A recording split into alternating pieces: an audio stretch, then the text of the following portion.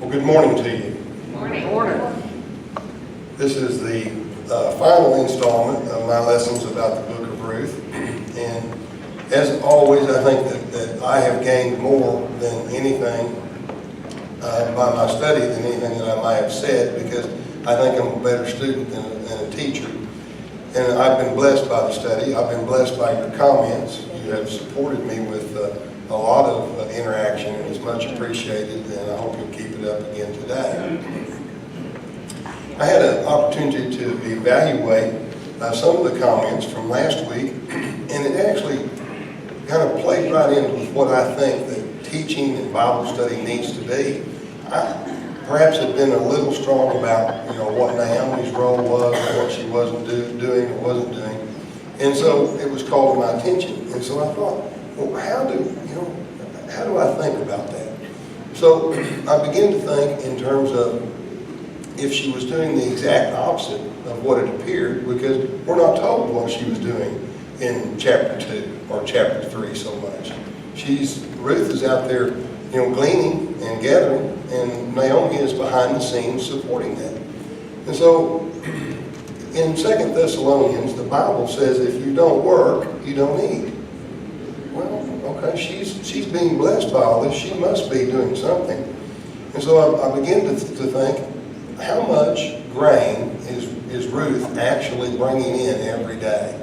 Well, if she brought in as much every day as she did that first day, which was a full ephah or a bushel weighs about 38 pounds of grain. She's got 6 or 7 weeks of this harvest. She's going to work 6 days a week. How much grain is that? How much grain would it require for Ruth and Naomi to eat for a whole year or until the next harvest? And so that calculation runs out to where there would be about 1,500 pounds of grain left over. Well, maybe she's running a business. Maybe she's making preparation to do something with the extra produce that they've been blessed with, which kind of is maybe a better story than the one that I had where she's not doing anything. Anyway, I think that's an example of how Bible study helps. Hopefully it helps everybody who's part of the discussion, including the leader of that discussion. That's kind of how it helped me this week. As we turn the corner here on chapter 4, chapter 4 is by far the most interesting and difficult of the chapters, at least in my opinion. We're going to be looking at how the kinsman redeemer, how he functions, and how all of this is being brought together by God.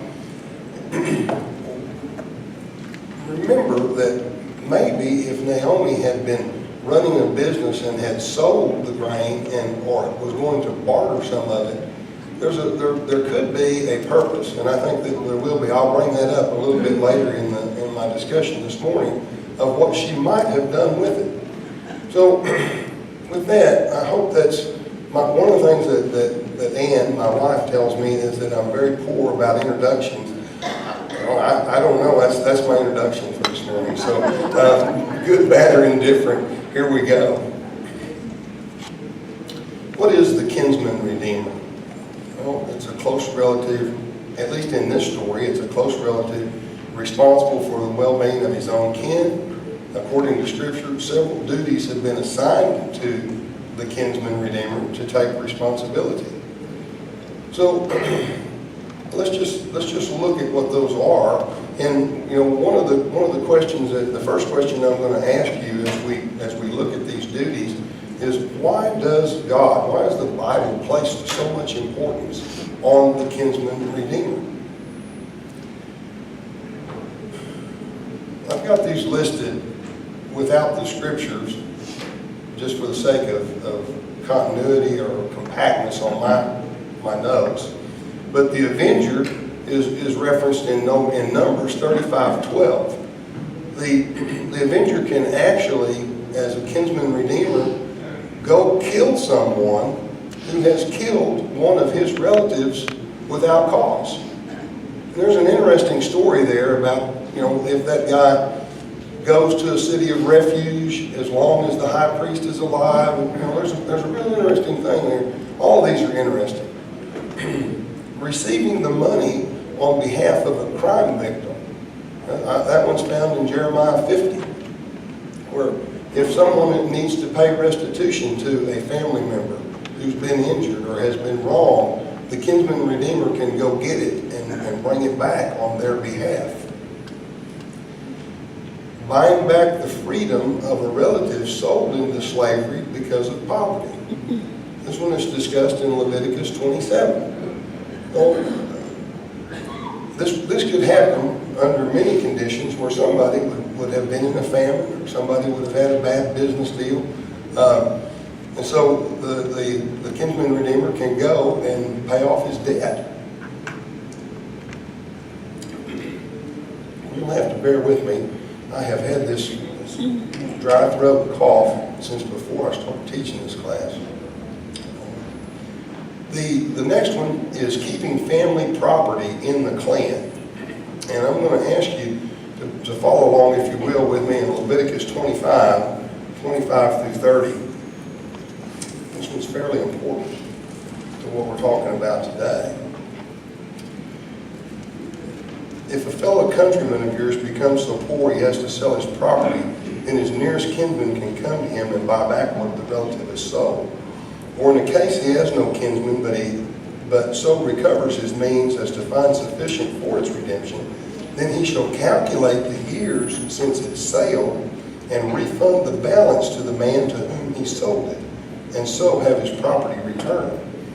But if he has not found sufficient means to get it back for himself, then what he has sold shall remain in the hands of his purchaser until the year of the Jubilee. But at the Jubilee it shall revert, that it may return to his property. In verse 29, likewise, if a man sells a dwelling in a walled city, then his redemption right remains valid until a full year from its sale, and his right of redemption lasts a full year. But if it's not bought back from him within the space of the full year, then the house that is in the walled city passes permanently to its purchaser throughout his generations, and it does not revert in the Jubilee.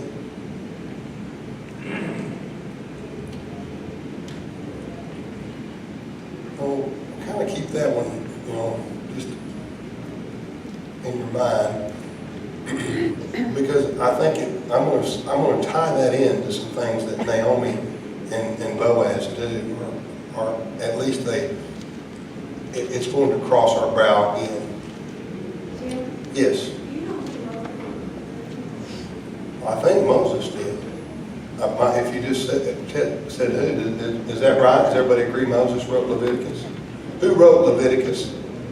Moses? I think it's Moses. He wrote all the first 5, didn't he?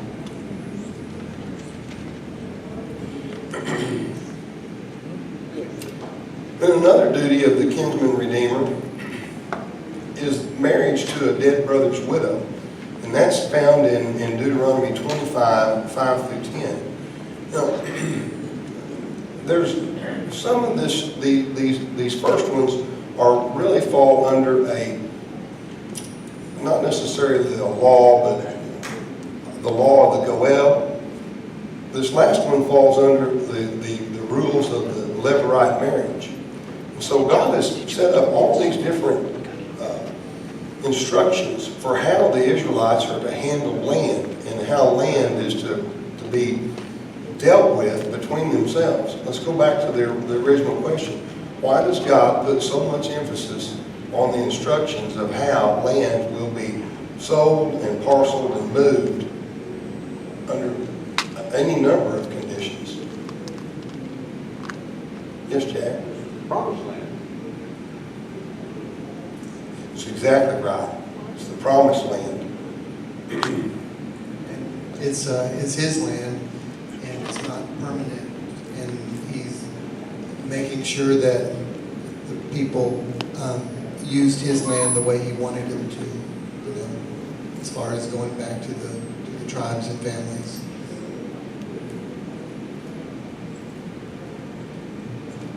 Go ahead. Linda, did you want to say something? Or Karen? No. Bill wants to.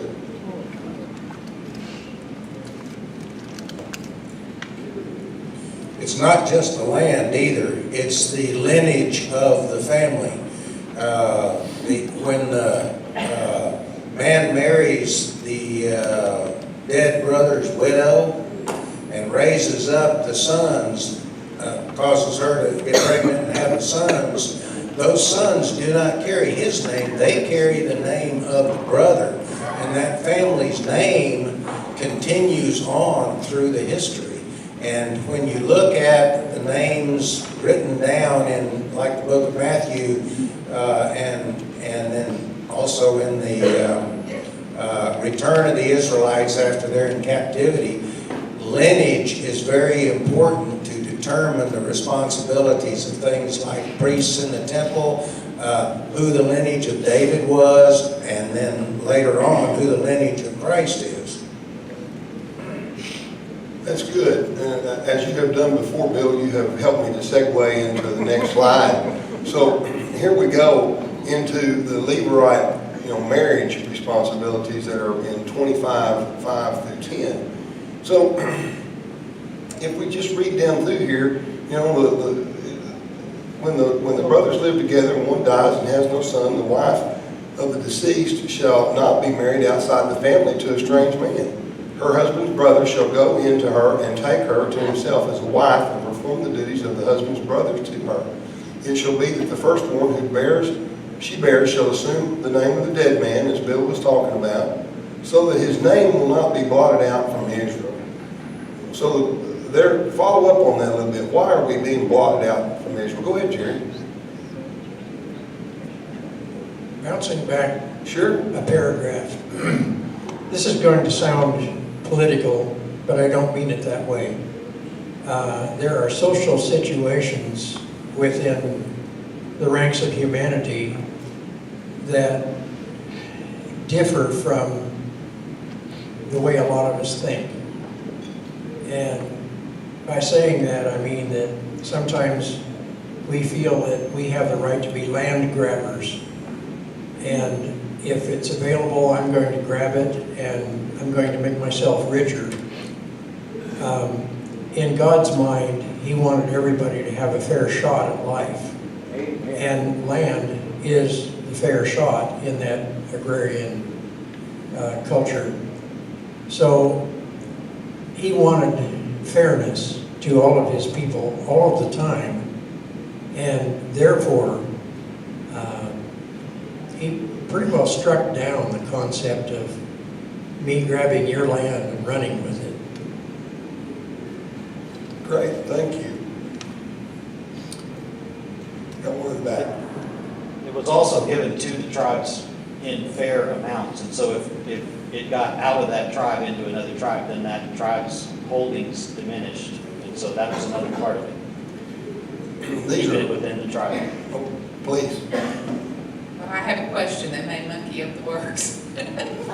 Well, that's what it's all about. Well, I've often wondered why the New Testament, when it lists Jesus' genealogy, lists Boaz. It doesn't list Ruth's first husband. Boaz was a redeemer, but supposedly his first son was actually Naomi's son's son. So why is that? But it does list Obed right after Boaz, does it not? Yes. Whose mother was Ruth. Yeah, but it says Boaz, the father of Obed. So why isn't it, I don't remember what her son's name was, but Elimelech's son, why wasn't he the father of Obed? Oh, Mahlon. Mahlon was Ruth's first. Yeah, but why wasn't he the father? I don't know that. Okay. It's but isn't that the real purpose of a class is that, I've always said this about teaching. It really isn't what your grade is, it's what the ones you missed are the most important, but nobody goes back and studies the ones they missed if they pass the class. I was just thinking along the lines of the land being passed passed down to the families. I seem to remember somewhere, but I cannot remember where the scripture is, about two girls whose father had died. They had no brother. And they came to, I don't remember if it was Moses or whoever, and said, you know, our father's land is going to pass to someone else if it doesn't come to us. And girls could usually not inherit, but in this case, in order to keep the land in the father's family, then they allowed the girls to inherit. Now, I do know that one, that's Numbers 27. And we're going to talk about Numbers 27 here in a minute. I will not have an answer today about that, but I will try to find one. So it's a terrific question. Kevin? Did the lineage from Boaz, it didn't split off from Boaz's lineage, did it stay in the, or did the genealogy stop at that? Like, I don't remember. No, it keeps going. You Which know, way does it keep going? it goes through Obed. Boaz is the son, right? He is the son of Ruth. Okay, and then we talked about his father's father, grandfather did Well, it's going to stay with Boaz. I mean, at the end of chapter 4, we have that immediate lineage. Yes, Bill? Going back to when God gave the original promise, which was not to Israel, it was to Abraham. Way before Israel was created, he gave the promise that through Abraham's seed, the world would be blessed, not a new nation. He said he would create a new nation through his seed, but he said that the world would be blessed. Okay, in the lineage of Christ, when it's run through, there are only 2 women listed. All the rest are men. Okay, both of those women were Gentiles. And I think it's significant that they are specifically mentioned in the Jewish lineage to continue to remind the people, including us today, that God's promise to Abraham was to everybody, not just the Jews. We're all included. The whole world is included in God's promise because that's what he promised Abraham long before there was an Israelite nation. He gave the promise of Jesus. Amen. Got one more? There's no record that Ruth had any sons before returning. So Boaz and she had the first son. That's right. Absolutely, that's right. If that was the question, then I missed the opportunity to answer that one. But let's move on then to the next part of the Levirate law that's in 27 and 7 and 8 of Deuteronomy 25. But if the man does not desire to take his brother's wife, then his brother's wife shall go to the gate to the elders and say, my husband's brother refuses to establish a name for his brother in Israel. He is not willing to perform the duty of a husband's brother to me. Then the elders of his city shall summon him and speak to him. And if he persists and says, I do not desire to take her. My question as we stop here is, why do these elders need to speak to him? This is important. We're pounding on it. We've had lots of answers that are really good. And if your question was, did she have another son? No, my question was, why was Boaz listed in the lineage of Jesus? Okay, that's what I thought. So I'm not sure if I mistook the point you were making. So Ruth was married to Mahlon, and then he died. He died. And then she had no children. And then, oh, I see what you're saying, because of the where it was in his name instead of Boaz's name. Yeah. Yeah, the Redeemer part. The other brother died as well. The other dies too. Boaz was not a brother. That's why his name was. Okay, all right. It didn't follow this. He Well- didn't have a brother who could take her as a wife. Makes a lot of sense. We'll get to Numbers 27 here in a minute where it tells about some of those rules, and I believe that what you're saying will apply really well there. I wish I would have thought of it. The elders have to talk to this guy because he's not got the right idea. And finally, in 25:9 and 10, then his brother's wife shall come to him in the sight of the elders and pull his sandal off his foot and spit in his face, and she shall declare, thus it is done to the man who does not build up his brother's house. That's an important phrase, build up his brother's house. In Israel his name shall be called the house of him who had his sandal removed. So we're setting up some of the background of what happens here in the opening verses of chapter 4. The first thing that happens in chapter 4 is that Boaz goes to the gate. And what is the importance of the gate in these times? Why is that so important? Like the court. It's like the court. It's like the court. It's where all city and local matters are going to be talked about.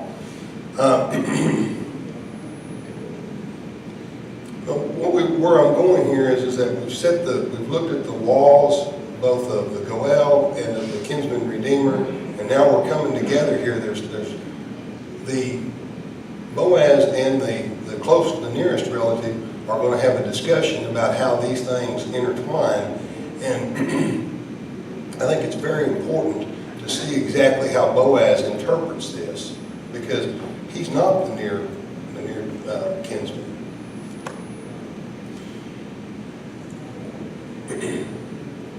Starting in verse 3 of Ruth 4, then he said to the closest relative, Naomi, who has come back from the land of Moab, has to sell the piece of land which belonged to our brother Elimelech.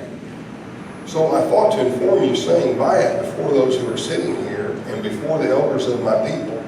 If you will redeem it, redeem it. But if not, tell me, that I may know, for there is no one but you to redeem it, and I am after you. And he said, and the Goel says, I will redeem it. Now here comes Boaz. He's been up all night. He's ready. Verse 5. Then Boaz says, on the day you buy the field from the hand of Naomi, you must also acquire Ruth the Moabitess, the widow of the deceased, in order to raise up the name of the deceased on his inheritance.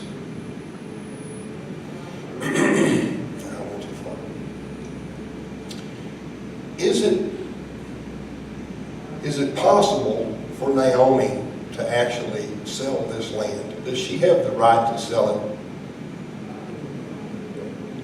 I don't think so. Let's go to Numbers 27.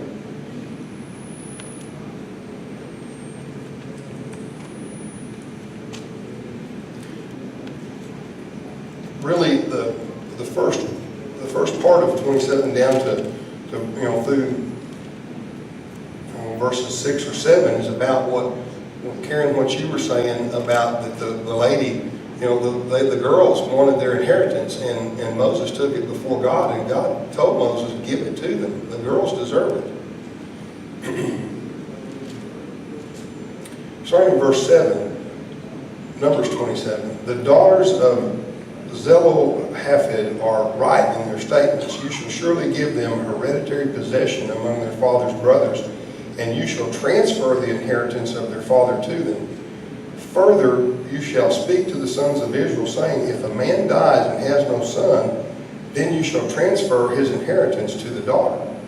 If he has no daughter, then you shall give his inheritance to his brothers. If he has no brothers, then you shall give his inheritance to his father's brothers. And if his father has no brothers, then you shall give his inheritance to his nearest relative in his own family, and he shall possess it, and it shall be a statutory ordinance to the sons of Israel, just as the Lord commanded Moses. That's a lengthy reading about some laws that God has just told Moses, that's the way I'm going to judge this. So, all my life I had thought that Ruth had the right to sell this land. Naomi, thank you. If the husband dies, would it still be the wife until she dies?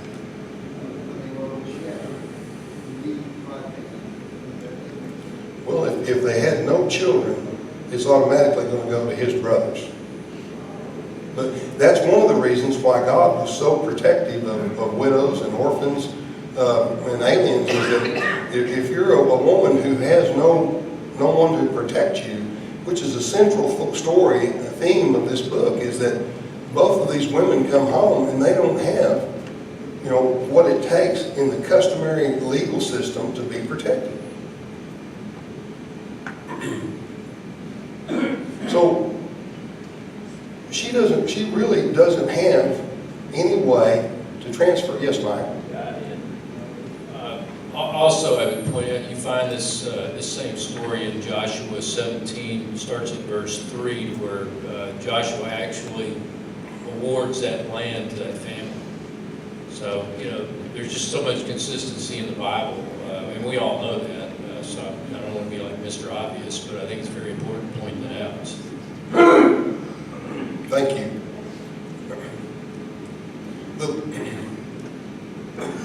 The point that we're really looking at here is that Elimelech apparently sold the land before he went to Moab. Somebody has the land. By all indication, he sold it to an Israelite. And we saw from some of our readings that will have to come back to the family in the year of the Jubilee.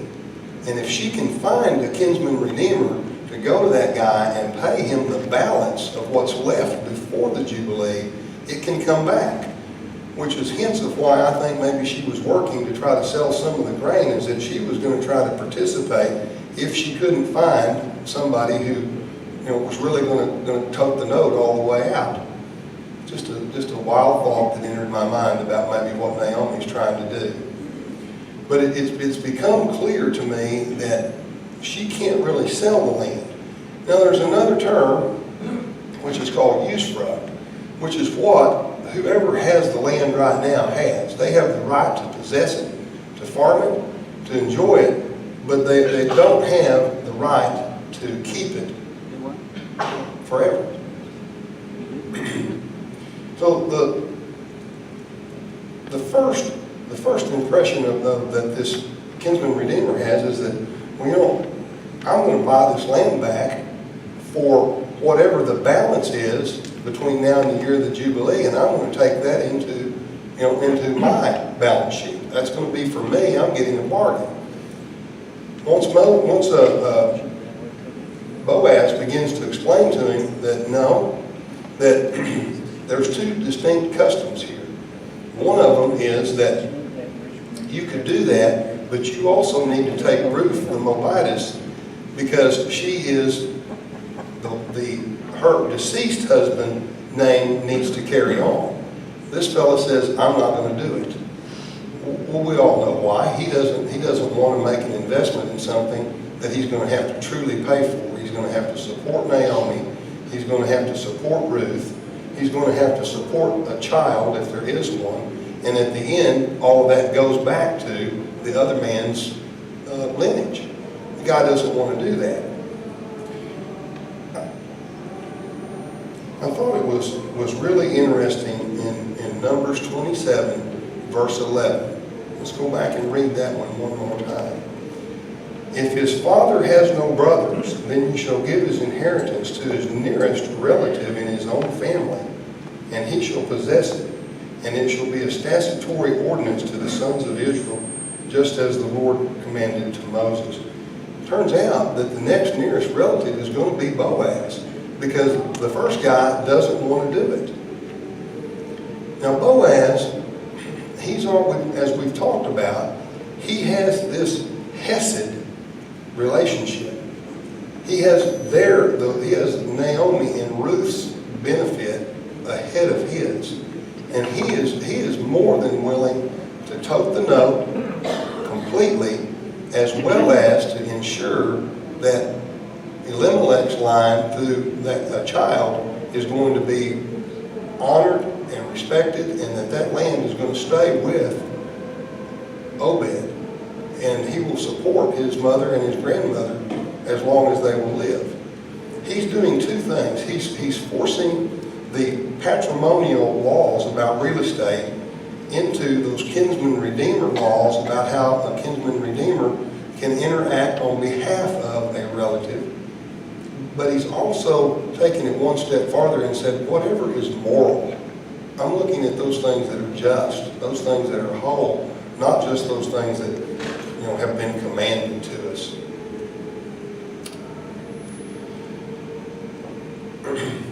The sandal ceremony in Ruth 7 and 8, I think is significant enough to talk about.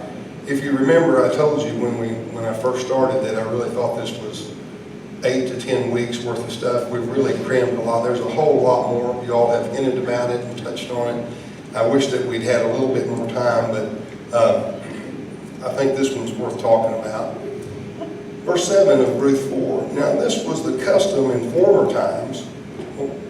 Remember what times are we in now? We're in the times of the judges, when every man does what he wants to. So back when Israel was really trying to look at the laws that God had set before them, which is the former times, concerning the redemption and the exchange of land to conform any matter, a man removed his sandal and gave it to another, and this was the manner of attestation in Israel. So if you were transferring land, you took your sandal off. There's any number of reasons to take a sandal off. One, it's how you got around and walked over land. If you're selling that land or not going to redeem it, you don't need to walk on it anymore. It also became, as we saw, where the kinsman redeemer would not take the brother's wife, that she got to pull it off and spit in his face. It was also a brand of disgrace.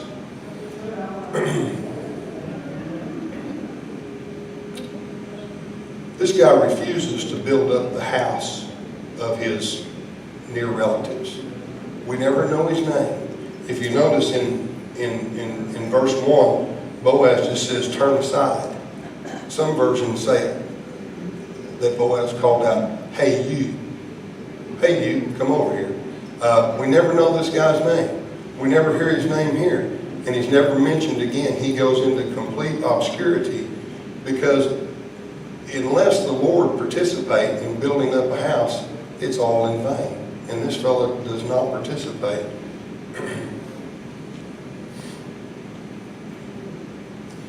As we talked a little bit about, Boaz gets the redemption rights. The actual redeeming, I think, is in the future. He's got to go find the man who has the rights of usufruct, which is currently occupying the land, and buy it so that he can transfer it to Naomi. He can put it back in the family where it belongs. And his whole idea here has not been to buy this real estate. That's not been what this story has been about. It has been about how he is going to fill up Naomi and how he is through the providences of God, is providing for God's king, the line of God's king through Obed, Jesse, and then David to occur. And the book of Ruth then must, just lead us without failure in that direction.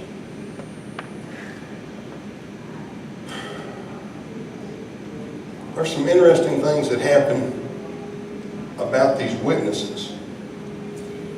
How many witnesses are there? Is that significant? If Boaz is a type for Jesus, and Boaz is witnessing his goodness in front of someone, my mind draws me to that when Jesus was actually judged by God, he was judged by the 10 Commandments. He's being judged by 10. The testimony is of 10. It's not, comments like that are somewhat wild and, perhaps a little bit crazy, but, at the same time, maybe it's good if you're trying to tie all of the loose ends of the Bible together with someone who has never studied the Bible.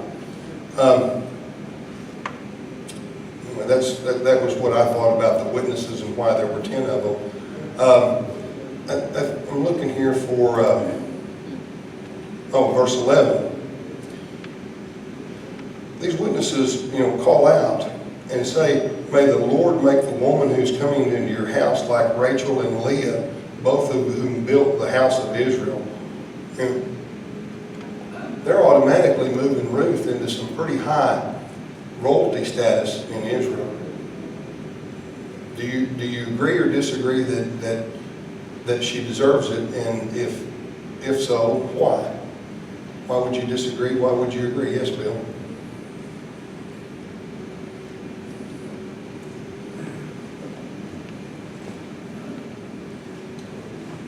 I don't necessarily disagree with your concept of status, but I think they are actually referring to the fertility of Rachel and Leah, where they had children. Leah, if I remember correctly, had 4, and Rachel had 2. So that's 6 kids. Well, and they were all men, all boys. So they're saying, okay, we hope that she is going to be as fertile and raise up these male children so that this lineage will continue. Well, that certainly is on point. I have no disagreement with that. Kevin? Was the comment towards Ruth or was it towards Boaz because he's an honorable man? Well, in the back half of this verse, they call out that, that may they achieve wealth in Bethlehem and be famous. I think part of it is a blessing towards Boaz as well. Clearly, I think what all this is really telling us is that God has pricked the hearts and the minds of the townspeople in Bethlehem to see this is what he wants, and they are supporting him, calling on God to bless them. There should be no doubt that this is moving in the direction that God wants it to go. I'm trying to figure out now, how to just jump to my conclusion. We have, say that again. Jump. Well, just land over there. That's right. We went along here all these weeks to try to arrive at a position where we see that the actions of these people are a love story that God has blessed, and that he's blessing it so that there'll be a son that comes, and that son will come in verse 13. Boaz marries her, he goes into her, she conceives, she gets a baby. Then what happens is the next thing you see is Naomi is holding this baby. Naomi is raising the baby, and the town's ladies tell her that it is 7 times 7 better to have Ruth and this child than it is to have 7 sons. 7 is the number of perfection, and in the Jewish time frame, women wanted to have 7 sons. She's being called out as being blessed mightily. Well, I don't see that there's any way that we cannot believe that both the design goals of this book have been met, to raise up a king and to bless Naomi. The real challenge that I have from the whole book is, where do we go from there? Which is where I started in the first week, saying that we need to think about how to pray for Israel and how to talk about Israel and how does Israel interface with us today. It's quite a challenge. And there is a word, it's called polygon. It means to go back to Israel. It means to return to Israel. And so, as I think about this, I think about how Joseph wanted to go back to Israel. He wanted his bones to go back. Why was that so important? Well, if you look at Genesis 50:25, Joseph made the Israelites swear an oath and said, God will surely come to your aid, and then you must carry my bones up from this place. Israel is not one of the high points of the Mediterranean, but God this is his promised land. This is special land. I don't know of any other land that God specifically says that he gave to somebody. This is the place where he first established his relationship with Adam. This is the place where he placed his son. These are special places. And so, as we know that God formed a Gentile church, what has he done with Israel? Israel was decimated in 70 AD. The temple was scattered, and the Jews were scattered abroad. May the 14th of 1948, the modern-day state of Israel was reformed. How does any nationality exist that long without a country, unless God has something in mind for them? I just don't see how that God doesn't have that come back to me, repent. I think God plans a great harvest from the Jewish nation. And therefore, we are all the brothers of Abraham. That's my conclusion. Would you pray with me? Father, as we wind down our lesson today, would you help us to focus on how we might pray for all of our brothers and sisters across the world, whether they be members of the Gentile church or confessing Jews that wish to overcome the difficulties that a Jew would face to be a Christian. Father, give us insights of how to talk to one another about subjects that are not necessarily easy, but there are things that draw us together as brothers and sisters and make our bond strong. Father, bless all those that are here today. In the name of Jesus, I pray. Amen. Thank you so much.